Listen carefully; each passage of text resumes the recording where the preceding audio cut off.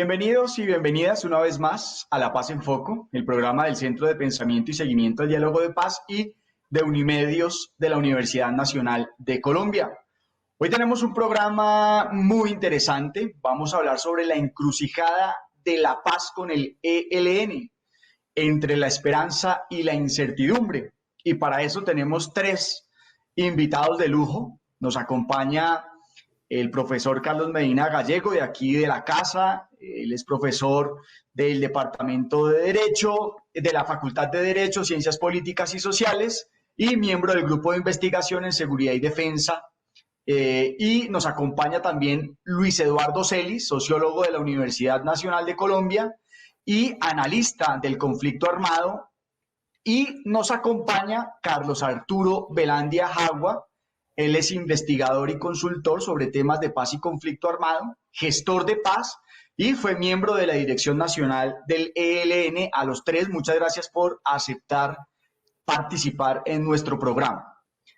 Bueno, vamos a arrancar planteando inicialmente que pues es sabido que los procesos de paz entre el Estado colombiano y el ELN tienen ya una historia desde finales de los 80, principios de los 90. Realmente se han iniciado acercamientos exploratorios, algunos de ellos se han formalizado, sin que hasta el momento se haya logrado un acuerdo definitivo.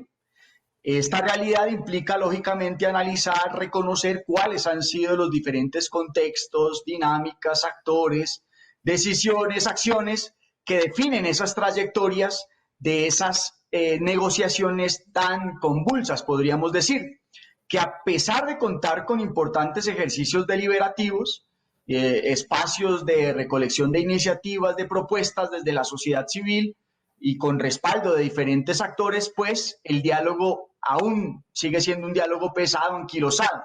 Entonces quisiéramos arrancar preguntándole a Carlos Arturo, que a propósito es autor de 2 libros, recientemente publicó La Paz Posible, entre la ilusión y la incertidumbre, y publicó también el texto Desatar un nudo ciego, una mirada al ideario de paz del ELN. Y a propósito de ello, quisiéramos preguntarle, Carlos Arturo, cómo se ha desarrollado al interior del ELN el debate en torno a la negociación. Este escenario era visto como una posibilidad de realización de un proyecto político, como un movimiento táctico. ¿Cuál ha sido el desarrollo precisamente de ese debate al interior del ELN? Muchas gracias por la invitación, Boris. Primero que todo, ha sido una discusión muy intensa al interior del ELN, toda vez que cuando surgió esta discusión se dio en medio de una toma de posiciones por parte del ELN en relación con las otras organizaciones que sí estaban en diálogos. En los años 80 el ELN no participó, es más, se opuso a que las insurgencias estuvieran en una mesa de conversaciones. Incluso llegó a calificarla de traidoras, utilizó un lenguaje muy fuerte hacia las FARC, hacia el EPL y el M-19, cuando entraron en conversaciones con el gobierno de Belisario Betancur. Entonces podrá imaginar usted y los televidentes, ¿sí?, que la discusión allí fue bastante intensa. Se creó un bloque, el ELN promovió un bloque de organizaciones que estaban en contra de los diálogos y la tregua, ¿sí?, y agrupó al PRT, a Mir Patria Libre, al Frente Ricardo Franco de la FARC en aquella época, y fue un bloque que adversaba los diálogos. Posteriormente el ELN se abre a los diálogos en 1989 y legisla para estar en diálogos, pero no para poner punto final a la confrontación bélica, sino para legitimar los acumulados que hubiera alcanzado para el momento. De modo pues que el ELN concibe la negociación desde 1980 como una herramienta de carácter táctico para legitimar los acumulados revolucionarios. Muchas gracias, Carlos Arturo. Lucho escribió recientemente el libro Una paz sin dolientes, Diálogos Gobierno ELN 1982-2019. ¿Cuáles crees tú que han sido los factores externos e internos que han transformado la inicial renuencia del ELN para negociar a lo que podríamos llamar una reivindicación más reciente de la salida del conflicto a través del diálogo político? Bueno, Boris, primero que todo, un saludo a ti y a toda la audiencia, un saludo a Carlos y a Carlos Arturo. Pues yo creo que la negociación con el ELN es una negociación pendiente y en esa medida este programa hay que saludarlo y hay que valorar este diálogo. Yo creo que el ELN ha incorporado la variable, como ya lo dijo Carlos Arturo, la variable de negociación desde los años 90, pero realmente no tiene una firme convicción del camino negociado. O sea, creo que el ELN el próximo año va a cumplir 30 años desde que se sentó por primera vez durante el gobierno del presidente Gaviria, en el marco de la coordinadora guerrillera con las FARC, en lo que se conoce como los diálogos de Caracas y Tlaxcala, y a partir de ahí he hablado con los últimos 5 presidentes, con el presidente Gaviria, Samper, Pastrana, Uribe y el presidente Santos, y no ha habido realmente, no ha sido posible un acuerdo.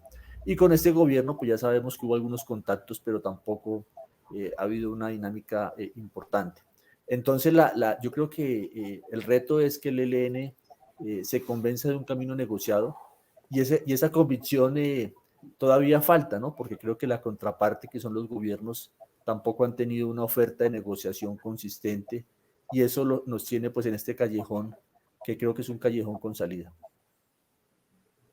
Vale, Luchito, muchas gracias. Y profe Medina, para cerrar esta primera ronda, yo quiero preguntarle el profe Medina también recientemente publicó, está muy fresquito, su último libro, El camino del ELN hacia la paz, que ahí nos lo está mostrando en este momento en pantalla. Profesor Medina, permítame preguntarle, ¿usted cuánto cree que ha cambiado la concepción del ELN en términos de su ideario revolucionario y de su estrategia política para asumirse dentro del escenario de la guerra y pasar a un escenario de negociación de la paz? Bueno, lo primero que hay que decir, muchas gracias por invitarme, Boris, a La Paz en Foco. Y lo primero que yo diría es que lo que ha cambiado realmente es la concepción de la sociedad colombiana en términos de aceptación del conflicto armado y del uso de las armas en los escenarios políticos y por razones políticas. Yo creo que cada vez la sociedad ve con más recelo este tipo de organizaciones y clama con mayor intensidad la posibilidad de que estas organizaciones tengan tránsito de la lucha armada a la lucha política democrática, como lo ha hecho las FARC, y esperamos que pueda suceder lo mismo con el Ejército de Liberación Nacional. El ELN ha mantenido, como lo han señalado los dos anteriores expositores, su posición de que una mesa de conversaciones es fundamentalmente un escenario para mirar la voluntad del gobierno de construir la paz, pero se ha ido construyendo en torno a esa idea unos compromisos que surgen de las mismas dinámicas de la transformación de los escenarios políticos y sociales de la nación colombiana. Yo creo que cada vez el ELN tiene menos posibilidades de echarse atrás en el desarrollo de un proceso de conversaciones y se requiere de un gobierno que sea mucho más valiente, por decirlo de alguna manera, más arrojado en términos de decisiones para poder avanzar en el camino de la solución política al conflicto armado. Creo que el gobierno de Santos hizo una apuesta interesante porque hizo una agenda que recogía en gran medida los propósitos de paz que el ELN se había formulado y le dijo, bueno, aquí está esta agenda que ustedes ponderan en alta estima, echemos hacia adelante y vamos mirando cómo se desarrolla. Pero creo que el punto fundamental es mantener una mesa de conversaciones, porque estoy absolutamente convencido que al interior de la mesa de conversaciones las organizaciones van tomando decisiones que no habían tomado antes de llegar a las mesas de conversaciones. Y una de esas decisiones es dejar las armas y pasar al ejercicio de la política en el escenario institucional y democrático. Muy bien, profesor Medina. Uno de los temas más importantes dentro de la estrategia, si se quiere, de negociación del ELN siempre ha sido reivindicar la participación de la sociedad civil como una cuestión necesaria, no como una instancia consultiva sobre la cual legitimar sus posiciones, sino, y este ha sido su discurso, sino que le ha imprimido un carácter deliberante y vinculante en la toma de decisiones a esta participación de la sociedad civil. No solo en lo que tiene que ver con la confección y el diseño de los contenidos de la agenda, sino en su materialización, en su implementación. Es decir, se concibe el escenario de la negociación como una posibilidad de gestar un proceso democratizador de la política a la que precisamente sectores contrarios al bloque de poder, pues se oponen. Profesor Celis, permítame preguntarle entonces cuáles creen que han sido los alcances y posibilidades de la participación de la sociedad civil en las diferentes experiencias de negociación con el ELN y qué aspectos limitan o impiden su desarrollo. Bueno, Boris, como tú lo has dicho, este es un punto central. Yo creo que realmente el ELN ha sido muy consistente en decir, digámoslo, desde que formuló su propuesta de convención nacional, en la cual Carlos Arturo pues, fue protagonista, esa idea de que la solución del conflicto armado y la construcción de un acuerdo de paz no tiene como centralidad únicamente a un gobierno colombiano y al ELN, sino que habría un tercer actor que es la sociedad, en toda su diversidad. Yo creo que lo más interesante ahí quizás fue como el surgimiento de la idea que fue la reunión de Maguncia en el año 98, donde realmente hubo una diversidad de actores. Por ejemplo, ahí estuvo el expresidente Santos y uno podría ver en esa lista de 47, 48 personas realmente una diversidad. Luego de eso, realmente esa formulación de participación ha tenido un gran obstáculo en los gobiernos. Yo creo que ningún gobierno ha tenido la convicción de adelantar un proceso de participación, o sea, lo ven como una cosa que el ELN no se merece, o sea, que porque una pequeña guerrilla que es minoría en el país, en términos políticos, va a ser, digámoslo, el abanderado de un proceso de participación, que la participación es una cosa muy difícil, muy difusa, muy compleja. Yo creo que ese es un gran obstáculo y es que realmente ningún gobierno ha tenido la convicción de poder adelantar un proceso participativo que no es posible sin el gobierno. O sea, si el gobierno no convoca y no lidera un proceso de participación, por supuesto, conjuntamente con el ELN, va a ser muy difícil. Entonces, eso es uno de los obstáculos a superar en el futuro y es un gobierno que crea en la participación y que además hay que decirlo que está plenamente en el marco constitucional, porque la Constitución del 91 dice que esta es una democracia participativa. Entonces, yo creo que sí se puede hacer un proceso de participación y realmente hasta el presente eso no ha sido posible de concretar. Carlos Arturo, usted fue vocero del ELN en el marco de los acercamientos y de las negociaciones en el contexto del gobierno Samper y parte del de Pastrana. Dada esta experiencia y pensando en una de las consignas del ELN, esta consigna que dice el pueblo habla, el pueblo manda, donde se concibe la expresión del poder popular como una fuerza constituyente para construir un nuevo gobierno, ¿usted cree que esa consigna se mantiene vigente en el horizonte de sentido que traza el ELN para una negociación de paz con el gobierno? Sí tiene vigencia para el ELN, pero difícilmente podrá ser esta, el pueblo habla, el pueblo manda, una realidad que se instaure en el país a partir de unos diálogos de paz. Eso no va a ocurrir. Ocurre sí en lugares muy particulares, muy definidos, pequeños, donde la presencia histórica del ELN ha podido constituir estos pequeños embriones de poder popular, pero muy local, pero no es la gran experiencia, de tal modo pues que no. Pretender esto a partir de una mesa de diálogo como solución del conflicto sería un absurdo. Yo creo que hoy por hoy, ¿sí? no es más que una propuesta para la sociedad, para el país, y el país tendrá que valorarla y mirar qué toma de ella, de la noción de un poder popular e instaurarlo. Hay algo que yo sí quiero insistir mucho, y es que en una mesa de negociaciones se pacta el fin de la guerra.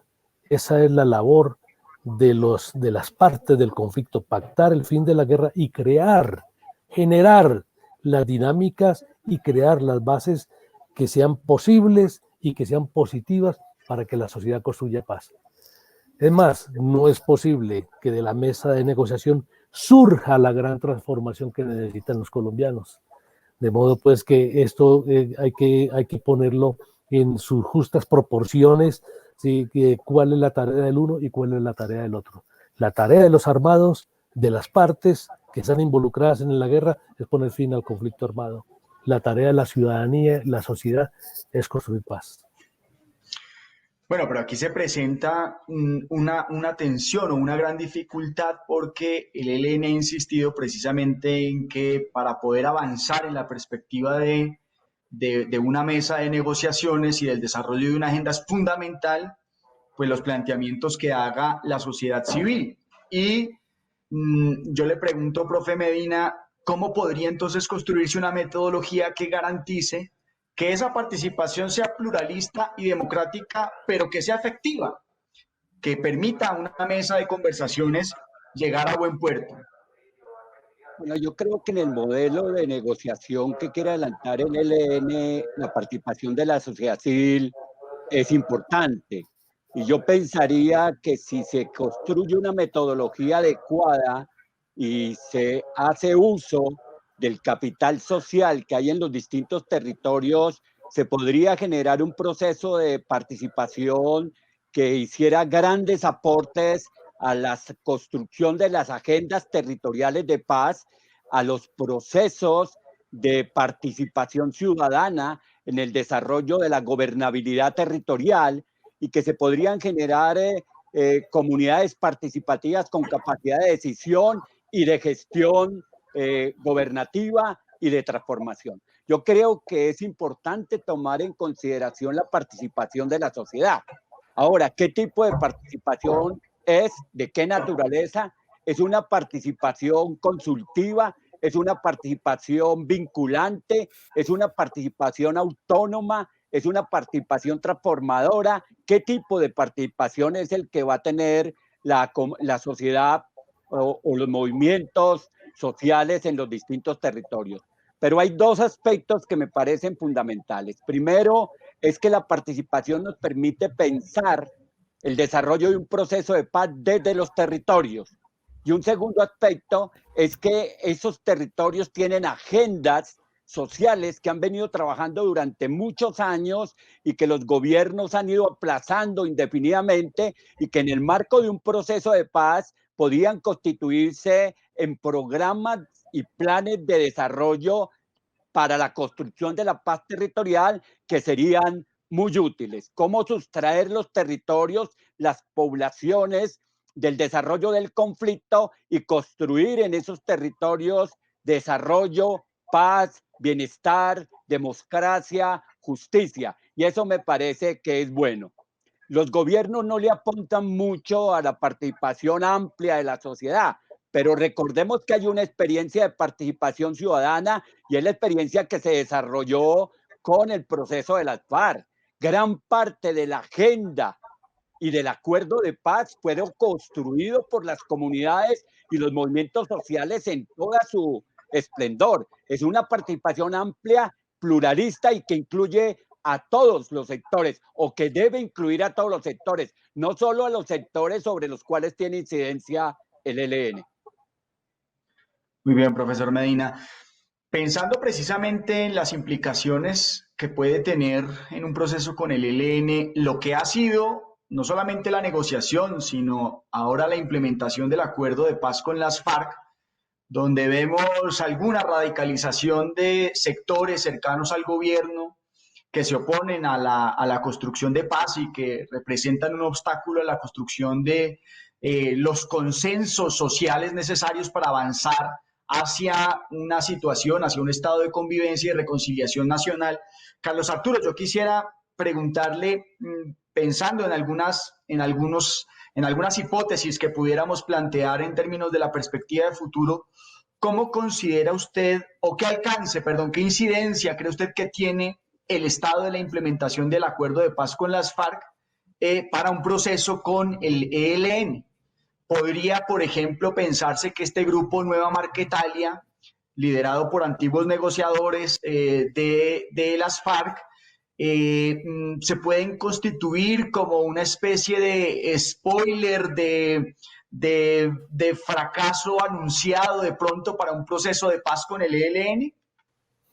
Obviamente esto significa que el ELN y el gobierno y la sociedad colombiana deben superar mayores obstáculos que los que se tenían previstos. Se pensaba que al concluir el proceso de negociaciones con las FARC se iba a entrar en un proceso, pudiéramos decir, expedito de implementación de los acuerdos. No ha ocurrido de esa manera. Tenemos un ritmo muy bajo, muy lento de implementación de acuerdos y de implementación deficitaria de acuerdos. De modo pues que esto genera al menos inconformidad yo creo que en todos los colombianos, pero también se convierte en un pretexto, en una excusa que esgrime el ELN como argumento para decir de que de la contraparte, en este caso el Estado colombiano, no cumple. Que no es fiable al momento puede firmar un acuerdo. Es también un argumento de sectores que firmaron los acuerdos, como el caso de las personas y los grupos que ustedes mencionan, como de la Segunda Marquetalia y otros, ¿sí?, que argumentan que por el incumplimiento de los acuerdos, por la trampa en los acuerdos, es que regresan nuevamente a las armas y hay un fenómeno de resurgencia. Obviamente estos son obstáculos que hay que salvar, pero está probado, quizás no sea la palabra, pero está asumido también de manera empírica, por constatación empírica, que normalmente estos procesos de rearme no son muy duraderos y terminarán por disolverse, por entrar en nuevas renegociaciones, por acogimientos un poco tardíos a los acuerdos, también por implementación de amnistías e indultos, como ha pasado en Centroamérica. Ocurrió en El Salvador, ocurrió en Nicaragua, ha ocurrido en Mozambique, ha ocurrido en Angola, que estos grupos que posteriormente se generan como coletazos, ¿sí?, del conflicto anterior, del conflicto antiguo, no tienen más allá de 8 años de duración. Yo aspiro pues, a que el caso aquí en Colombia sea aún más corto y se pueda llegar a entendimiento con estas organizaciones, estos agrupamientos armados. Muy bien. Profesor Medina, hablando precisamente de esos obstáculos, en su texto usted identifica unos nudos. Por ejemplo, la imagen pública que se tiene del secuestro o de las retenciones. Por ejemplo, el mantenimiento de la unidad de mando frente a las dinámicas regionales del conflicto y el cambio generacional de las comandancias. Toda la problemática que tenemos en la frontera con Venezuela, las economías de guerra, la cada vez más crítica situación humanitaria. Y bajo ese análisis, ¿cómo allanar entonces un camino hacia un proceso de negociación con posibilidades reales de éxito en ese contexto precisamente? Bueno, yo creo que es necesario establecer que los obstáculos no solamente son por parte del ELN, sino también por parte del gobierno. Y es necesario entonces de que haya una explícita voluntad de las partes de superar esos obstáculos y de ceder en el camino de construir realmente un escenario de conversaciones donde se puedan discutir en amplitud todos los temas posibles, pero se vayan haciendo las concreciones necesarias que permiten que el proceso avance hacia la terminación del conflicto armado. Yo creo que no es bueno poner en la puerta de entrada a un proceso de paz una serie de líneas rojas que impiden avanzar, pero también es importante señalar de que hay prácticas de guerra que ya no son aceptadas por la comunidad nacional e internacional y que es necesario redefinir, cambiar, hacer a un lado, para que las legitimidades de las organizaciones y de sus propósitos políticos puedan tener algún nivel de aceptación en la mentalidad de los colombianos. El secuestro no tiene cabida en el imaginario nacional e internacional, está concebido como un delito de lesa humanidad y ni como patrimonio de la insurgencia en sus prácticas de acción política y militar puede concebirse. El reclutamiento de niños no se acepta en ninguna de las opciones que puedan tenerse para llevar los niños a las guerras. El desminado humanitario es necesario impulsarlo.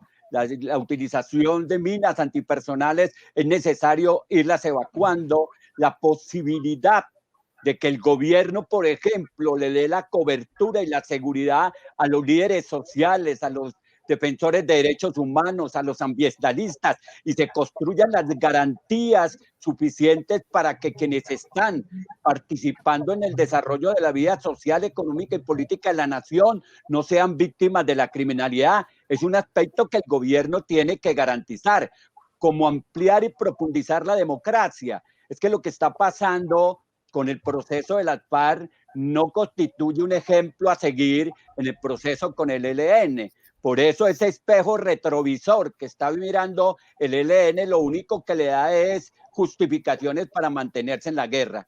Y por último quisiera señalar un punto que es importante. No podemos esperar a que se solucione la situación de Venezuela para iniciar un proceso de conversaciones con el ELN. Yo creo que una parte de la solución de la situación de Venezuela está en el establecimiento de una mesa de conversaciones con el ELN que resuelva todo ese conflicto que hay en la frontera colombo-venezolana, donde no solamente está el ELN, sino están otros muchos actores armados. Bueno, el tiempo es muy corto, nos queda, Lucho, una última pregunta para ti. ¿Tú cómo te imaginas cómo debería avanzarse hacia la construcción de una fuerza social organizada que permita pensar en un futuro el escenario de negociación con el ELN como una paz con dolientes? Mira, yo creo que, Boris, muy cortico, me parece que el esfuerzo ya no está en la sociedad, sino el esfuerzo está en un gobierno que quiera resolver esto. Si no hay un gobierno que quiera resolver el conflicto armado con el ELN, por más sociedad organizada que tengamos, no va a ser posible. Entonces yo creo que lo que se requiere es un gobierno que tenga una decisión de avanzar, lo cual implica dos cosas. Uno, que tenga una oferta de negociación hacia el ELN, que no tiene por qué mostrarla de primera vez, sino que puede tenerla construida. Y un gobierno que quiera convocar a la sociedad que va a concurrir si un gobierno la convoca para resolver este conflicto armado. Bueno, Luchito, con esta pregunta pues terminamos nuestro programa. El tiempo es muy corto. Les agradecemos al profe Medina por habernos acompañado hoy, a Carlos Arturo Velandia y a ti, Lucho Celis, y a nuestra teleaudiencia. Los esperamos en una próxima emisión de La Paz en Foco. Muchas gracias.